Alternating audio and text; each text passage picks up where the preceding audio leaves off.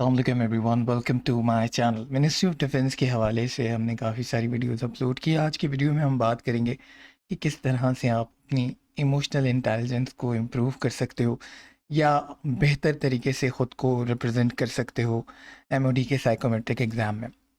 Psychometric exam में कुछ सवालात होते हैं जो कि इमोशनल इंटेलिजेंस से रिलेटेड होते हैं। वो सवालात कुछ इस तरह के हो सकते हैं कि आप किसी एक सर्टेन कंडीशन में कैसे रिएक्ट करोगे। इमोशनल इंटेलिजेंस मीन कि आप जो है वो किसी सर्टेन कंडीशन में किस तरह से रिएक्ट करते हो। You see an item in a mail order catalogue और a website that you badly want but cannot really afford. What you what do you do? तो इस तरह के सवालात हो सकते हैं। वो आपसे पूछेगा कि जी आपने इस कंडीशन में क्या करना है, ठीक है। तो क्या चीज़ें आपने देखनी है उनके ऊपर मैं बाद में बात करता हूँ, बट आपका यहाँ पे जवाब होना चाहिए कि go ahead and buy it regardless, forget about it for the time being, that about buying it, but say to yourself I can always return it. आपका आंसर होना चाहिए बी, यानी इमोशनली आप जो है वो कितना पॉजिटिवली जो है वो रिएक्ट करते हो, यही चीज़ यहाँ पे देखी जाती है। अब ये इमोशंस को आप किस तरह से बेहतर बना सकते हो। सबसे पहली बात, आपको इमोशनली लिटरेट होना चाहिए। आपको पता होना चाहिए कि आपके जो इमोशंस हैं वो इमोशंस हैं या फीलिंग्स हैं। Label your feelings rather than labelling people और सिचुएशन, ठीक है। अपनी फीलिंग्स को लेबल करें, अपनी फीलिंग्स के बारे में जानें, अपने इमोशंस के बारे में जानें। Distinguish between thoughts and feelings, feeling और थॉट में डिफ्रेंशिएट करें, ठीक है। Take more responsibility of your feelings. अच्छा, ये फीलिंग्स जो हम बार बार कह रहे हैं, फीलिंग्स तो बेसिकली इमोशंस का एक हिस्सा होती हैं कि किसी पर्टिकुलर कल्चर की वजह से आप क्या फील करते हो, ठीक है। जो आपकी फीलिंग्स हैं आप उसको किस तरह से सिचुएशनली यूटिलाइज करते हो, ठीक है। Show respect for other feeling, यानी आप अपनी फीलिंग्स के साथ साथ दूसरों की फीलिंग्स का भी एहतराम करें। फॉर एग्ज़ाम्पल कोई किसी की फीलिंग्स उसके रिलीजन से जुड़ी हैं तो उसके सेंटिमेंट्स का एहतराम करें। आप कोशिश करें उसके मज़हब की बुराई उसके सामने ना करें। अगर आपसे कोई जो है वो इख्तलाफ करता है तो वो उसका हक़ है, आप उसके इख्तलाफ को उसका हक़ समझें और उसकी रिस्पेक्ट करें। बिल्कुल आपकी अपनी एक राय हो सकती है लेकिन दूसरों की राय का एहतराम भी ज़रूरी है। Feel energised not angry. अब होता है ना कि कोई चीज़ आपको नहीं मिल रही, आप बार बार कोशिश करें, तो बजाय उससे कि आप जो है वो एनर्जाइज रहें कि कोशिश करें दोबारा उस चीज़ को हासिल करने के। Validate other people's feelings, validate बहुत इंपॉर्टेंट टर्म है। वैलिडेट का मतलब है दूसरों की फीलिंग्स को वैलिड करार देना, यानी ऐसा ना हो कि आप दूसरों के एक्सपीरियंस को जो है वो नल एंड वॉइड कर दें और उनको हकीकत से दूर माने। आपको उनको वैलिडेट करना होगा, आपको उनकी फीलिंग्स को मानना होगा। जब कोई आपसे अपना एक्सपीरियंस शेयर करेगा तो आपको उसको सुनना होगा। ये इमोशनली साउंड होने की एक निशानी होती है। Practice getting a positive value from emotions, emotion से पॉजिटिव वैल्यू बिल्कुल ली जा सकती हैं। अगर किसी की उसके मज़हब से इमोशंस जुड़े हुए हैं, उसकी फीलिंग्स जुड़ी हुई हैं, तो हम उससे पॉजिटिव वैल्यूज़ जो है वो निकाल सकते हैं, ठीक है। Don't advice, command, control, criticise, जज और लेक्चर टू अदर्स, यानी अपनी फीलिंग्स को किसी और के ऊपर थोपना जो है वो एक अच्छी प्रैक्टिस नहीं है। Avoid people who invalidate you, जो आपको इनवैलिडेट करते हैं उनको अवॉइड करें। कोशिश करें कि उनसे थोड़ा किनारा रखें ताकि उनकी जो नेगेटिव वाइब्स हैं, देखिए ऐसा नहीं है कि इमोशंस जो है इफ़ेक्ट नहीं करते, इमोशन बिल्कुल इफ़ेक्ट करते हैं। इसलिए ऐसे लोगों से दूर रहा जाए जो कि आपको इनवैलिडेट करते हैं या हार्मफुल हैं। अब कुछ टूल्स हैं जो कि आपको इमोशनली इंटेलिजेंस आपकी बढ़ाते हैं, और ये टूल्स तो मैं बाद में बताता हूँ। पहले कुछ और टिप्स मैं आपको बताता हूँ। एक तो आपकी एबिलिटी है ना जो रीड करने की इमोशंस, उसको बढ़ाएं। इसके अलावा डेवलप करें हैबिट मॉनिटर करने की अपने इमोशंस को। प्रैक्टिस करें delay gratification and managing impulsiveness. Impulsiveness क्या होती है? एकदम से जो रिएक्शन देते हैं, कोशिश करें उसको डिले करें। रिएक्शंस को फ़ौरन से रिएक्शन देना एक अच्छी आदत नहीं होती। इसके अलावा प्रैक्टिस अटेंटिव लिसनिंग, सुनने की कोशिश करें। Strive for social competence.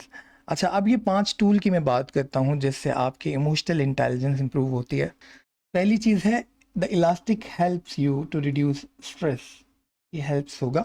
अच्छा, इलास्टिक जिस तरह से आपको जब कोई शॉक लगता है जिस तरह से इलास्टिक अपनी जगह पे वापस आती है ना, वैसे ही आपने अपने इमोशंस को भी कंट्रोल करके वापस अपनी इनिशियल स्टेट पे आना है।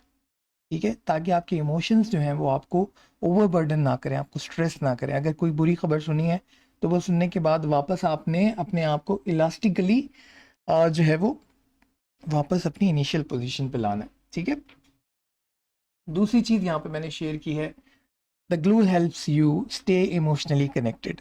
इमोशंस के साथ जो कनेक्शन होता है वो बहुत स्ट्रॉन्ग होता है, और आप उसको बहुत सी पॉजिटिव वाइब्स के लिए यूज़ कर सकते हैं, पॉजिटिव एनर्जी के तौर पे यूज़ कर सकते हैं। अगर आप फॉर एग्जांपल अगर आपके अंदर आगे बढ़ने की वो जस्तजू ही ना हो, आपके अंदर इमोशंस या फीलिंग्स ही ना हो आगे बढ़ने की, तो फिर आपकी जो एफिशिएंसी है वो कितनी लो हो जाएगी। इसलिए इमोशंस के साथ जुड़े रहना होता है और उनसे पॉजिटिवली खुद को आगे लेके जाना होता है। तो हमारा गोल हमारे अंदर की इमोशंस को ख़त्म करना नहीं होता, हमारा गोल होता है कि हम उन इमोशंस के थ्रू कैसे पॉजिटिवली अपने आप को बाउंस बैक करें। The pulley help you attract and hold the attention of other. Pulley जिस तरह से हेल्प करती है, हमारी जो नॉन वर्बल कम्युनिकेशन है वो भी इस तरह से हमें हेल्प करती है। यानी ये पुली हमारी नॉन वर्बल कम्युनिकेशन है। ठीक है, इलास्टिक हमारी जो वापस आने की सलाहियत है। ग्लू जो है हमारा जुड़े रहना अपने इमोशंस के साथ और उनको पॉजिटिवली आगे लेके चलना। पुली जो है हमारी नॉन वर्बल कम्युनिकेशन है, जिसके थ्रू हम जो है वो अपनी इमोशंस को जो है वो जाहिर कर सकते हैं। फॉर एग्जांपल साइकोमेट्रिक एग्जाम में यूजुअली ऐसा होता है, जो लोग इंटरव्यू वगैरह, ये तो आप लोगों का तो इस तरह से नहीं होगा, लेकिन जो असिस्टेंट डायरेक्टर की पोजीशंस के लिए एग्जाम दे रहे थे, उनको इंटरव्यू में अक्सर साइकोलॉजिस्ट जो है वो घूरते हैं गुस्से से, ताकि वो उनके अंदर के डर को जान सकें, और इस तरह से वो बॉडी लैंग्वेज के डिफरेंट जेस्चर्स देते हैं ताकि वो आपको ऑब्जर्व कर सकें। तो नॉन वर्बल कम्युनिकेशन जो होती है, और आपकी बॉडी लैंग्वेज को भी बहुत ज़्यादा जो है वो जज किया जाता है। तो आपकी नॉन वर्बल कम्युनिकेशन जो है वो बहुत ज़्यादा इंपॉर्टेंट होती है, उसको यूज़ करें अपने इमोशंस को डिलीवर करने में। इसके अलावा the ladder help you rise above life's difficulties. जिस तरह से सीढ़ी जो है वो हमें हेल्प करती है, हमें एक दूसरे के इमोशंस को समझते हुए, एक दूसरे के इमोशंस की जो जो स्ट्रेंथ है उसको यूज़ करते हुए लाइफ की डिफ़िकल्टीज़ को ख़त्म करना चाहिए। फॉर एग्ज़ाम्पल मुसलमानों के दरमियान जो एक इमोशंस थे मज़हब के, एक आज़ाद जगह जहाँ पे वो अपनी मजहबी रसूमात अदा कर सकें, वो इमोशंस ही थे जिन्होंने पाकिस्तान को बनाने में उनको हेल्प की। इसके अलावा the velvet hammer helps you handle conflict in a positive way. कहते हैं ना, जितनी ज़ोर से पड़ेगा उतनी ज़ोर से बाउंस बैक करेगा। तो जो लोहा होता है वो 1600 डिग्री सेंटीग्रेड पे जाके बनता है। तो जो हैमर होता है, जितनी शिद्दत से आपको वक्त पिछाड़े उतनी शिद्दत से आपने वापस आना होता है, अपने आप को पॉजिटिवली जो है एनर्जी गेन करके वापस आना होता है। तो ये velvet hammer helps you handle conflict in a positive way. जितनी मुश्किल आप पर पड़ती जाती है, आप उतना अपने आप को मोल्ड करते जाते हैं, उतना ज़्यादा आपके अंदर पोटेंशियल आता जाता है मुश्किलात को बर्दाश्त करने का। तो this is how you can improve your emotional intelligence. और इन तमाम चीज़ों को मद्देनज़र रखते हुए आपने एग्ज़ाम के सवालात को अटैम्प्ट करना है। क्वेश्चनरी होगा, उसके अंदर कहीं भी डिफाइन नहीं होगा कि ये इमोशनल इंटेलिजेंस के सवालात हैं, ये आपको खुद जज करना होगा। और आपने अपने कितना आप इमोशनली साउंड करते हो, वो सारी चीज़ें वहाँ पे आपको जो है वो हेल्प करेंगी। तो ये चीज़ें आप प्रैक्टिस में लाएं, अपने अंदर इन चीज़ों को इनकॉर्पोरेट करें, इमोशनली साउंड हो जाएं, क्योंकि आपके इमोशंस ही होते हैं जो आपको बहुत मजबूत भी बनाते हैं और बहुत कमज़ोर भी बनाते हैं। तो